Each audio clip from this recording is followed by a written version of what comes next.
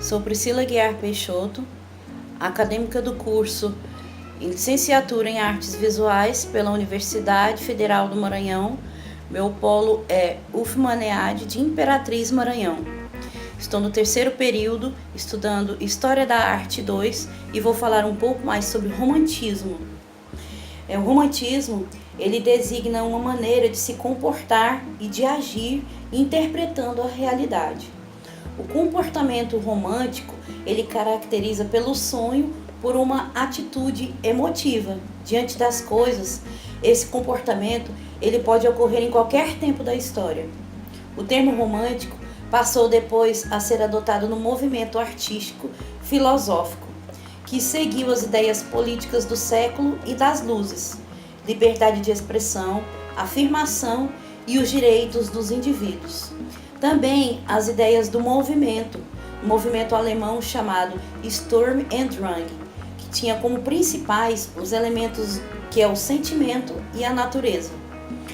O século XIX ele foi agitado por fortes mudanças sociais, políticas e culturais, causadas por acontecimentos no final do século XVIII, pela Revolução Francesa, que gerou novos inventos com o objetivo de solucionar problemas técnicos decorrentes do aumento da produção e provocando a divisão do trabalho no início da especialização da mão de obra, que é pela Revolução Francesa.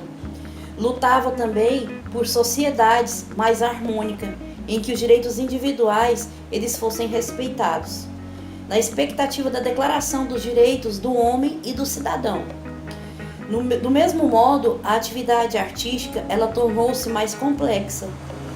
E um dos primeiros movimentos artísticos que surge na reação do neoclassicismo do século XVIII, que é o chamado o romantismo, historicamente ela situou-se entre os meados de 1820 a 1850.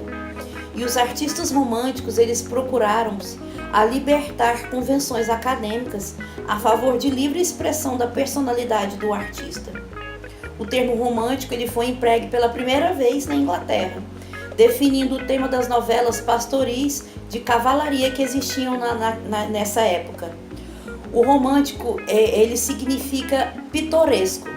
É uma expressão de uma emoção que é definida e que foi provocada pela visão de uma paisagem.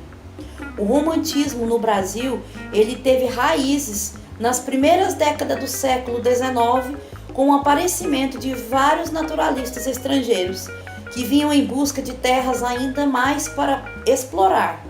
E além dessa motivação, ela teve puramente cientificamente, dessas expedições, havia diversos pintores e ilustradores impulsionados pela tendência romântica que valorizou a natureza pelo fascínio com o exótico. A arte romântica é marcada por uma oposição ao neoclassicismo.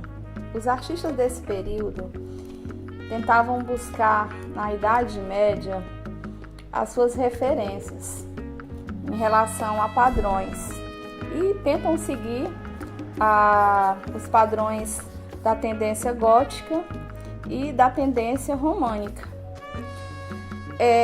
A origem dos padrões nesse período, ele foge dos padrões impostos pelo neoclassicismo, né? Ordem, proporção, simetria.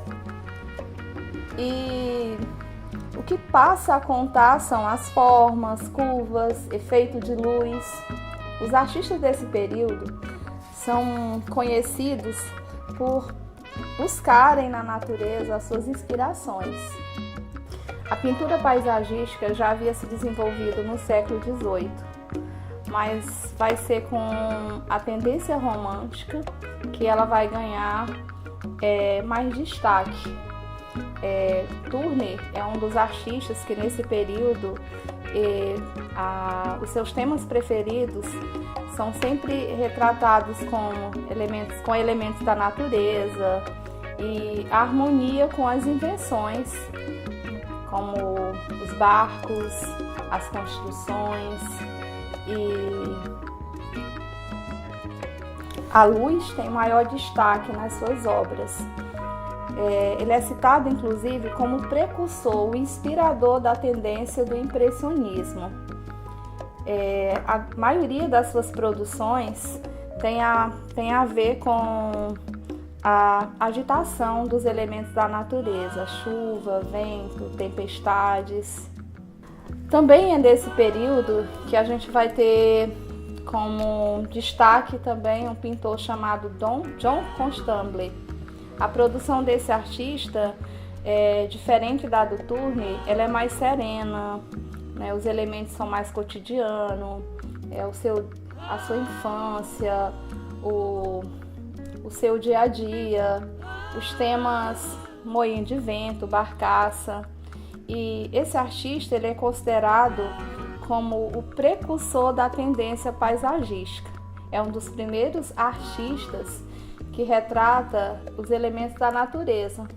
Até então, visto como algo que não merecia tanto destaque, né? Como os elementos que são representados nas tendências anteriores, como o neoclassicismo. A pintura romântica foi marcada por dois grandes movimentos, a Revolução Industrial e a Revolução Francesa. A Revolução Francesa ela foi representada pela obra A Liberdade Guiando o Povo, de Eugène Delacroix, em 1830. Essa obra ela faz referências às revoluções depois de 1830. A pintura ela é feita em uma diagramação triangular, dividida em três planos. A base, o centro e o superior. Esse triângulo ele dá um alinhamento em direção à mão da personagem principal, que no caso ela está segurando a bandeira. Essa personagem principal, a mulher, ela representa a liberdade. Além de representar a liberdade, o fato de ela estar com os seus seios de fora representa a coragem. Ao fundo dessa imagem, vemos as duas torres de Notre Dame, que no caso seria para representar que a revolução foi em Paris. Nesta pintura vemos muitos manifestantes. No caso temos estudantes, representados pelos chapéus que usavam naquela época, que aí a gente pode identificá-los, que eram estudantes. Temos os trabalhadores, que queriam reivindicar por mais direitos. A burguesia, que é representada por esse homem segurando a arma, que em algumas leituras ele representa a burguesia ou os artistas da época, que eles não concordavam com os ideais do absolutismo, e para agregar mais movimento à revolução, uniu-se aos trabalhadores e aos estudantes.